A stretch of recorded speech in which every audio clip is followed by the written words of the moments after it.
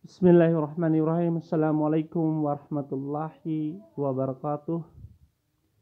Alhamdulillahirabbil alamin. Salatu wassalamu ala Rasulillah.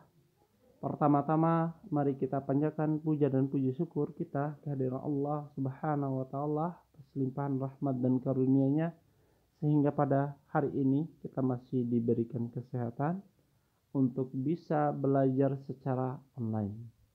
Salawat dan salam tidak lupa kita haturkan kepada junjungan Nabi besar kita, yaitu Nabi Muhammadin sallallahu alaihi wasallam, yang telah berjuang bersama para sahabatnya sehingga kita dapat menikmati indahnya Islam, insya Allah agama yang dirahmati Allah Subhanahu wa taala. Baik anak sekalian, pekan kemarin kita sudah belajar sampai di unsur-unsur kebahasaan dalam tes laporan percobaan. Baik, insya Allah hari ini masih di unsur kebahasaan, namun masuk ke poin inti yaitu kata tugas. Ya. Baik, tujuan kompetensi dasar kita hari ini yaitu menelaah unsur kebahasaan tes laporan percobaan dalam kurung kata tugas.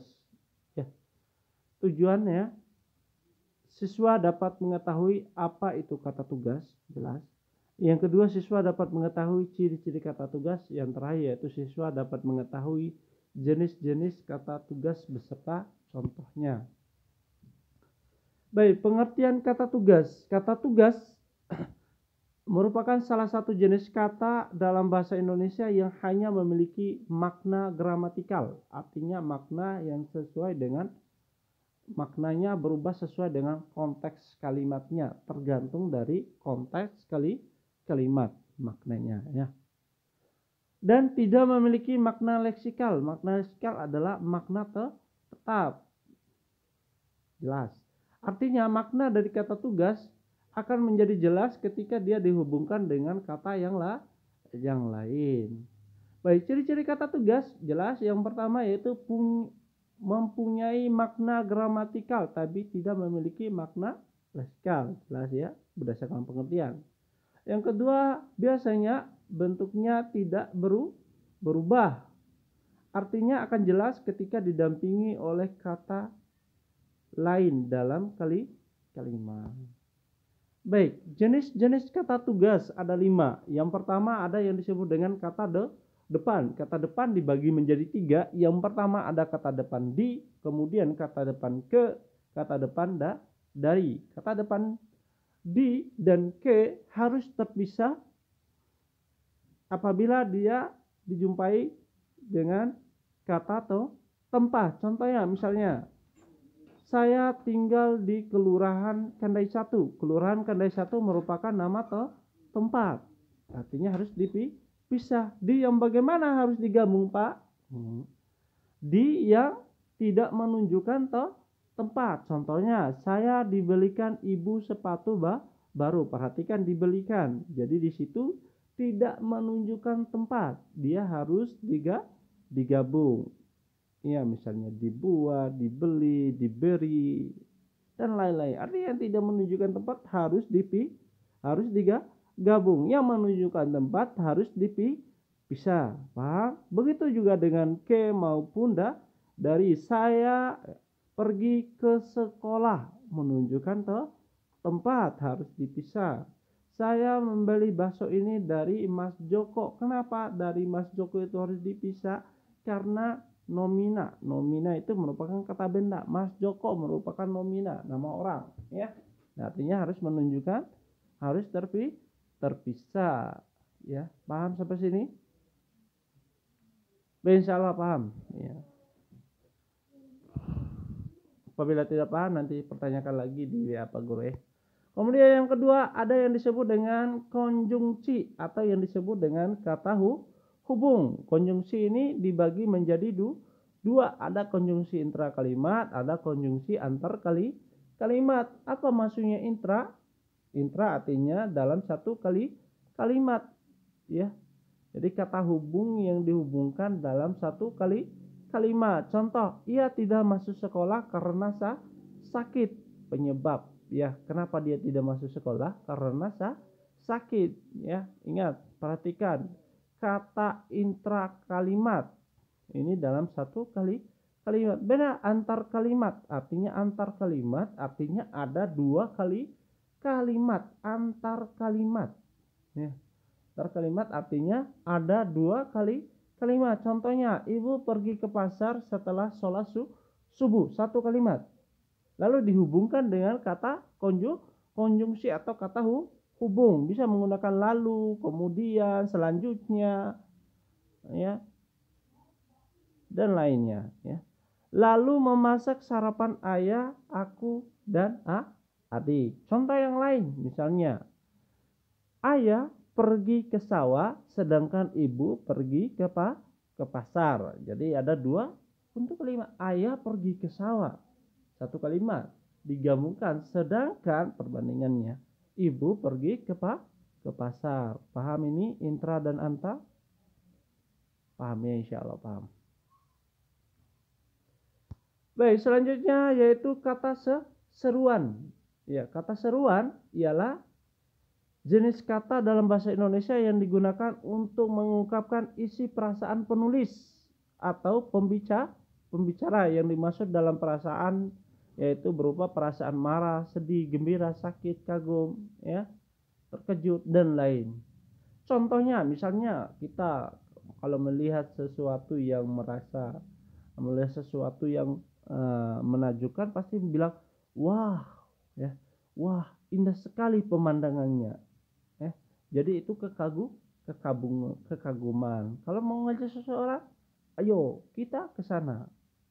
Atau kalau merasa sakit, aduh, kaki saya terasa sakit. Ya, kata aduhnya ini merupakan kata seruan. Paham ini? Paham ya, insya Allah paham. Baik, yang selanjutnya adalah kata sandang. Apa itu kata sandang? Adalah kata yang tidak mempunyai makna yang digunakan untuk menjelaskan kata benda atau nomina atau kata tertentu. Kata sandang ini dibagi menjadi 3 kelompok. Ada kata sandang yang menyatakan gelar. Contohnya adalah sang ratu, sang raja. Jadi sebelum raja itu ada kata sang sebagai kata sandang untuk menyandangkan statusnya raja. Itu yang disebut dengan sandang. Begitu juga dengan kata sandang mengacu pada makna korelatif atau kelompok para apa namanya? Para menunjukkan kelompok, ya. Jadi menunjukkan kelompok artinya para. Misalnya contoh dalam kalimat misalnya adalah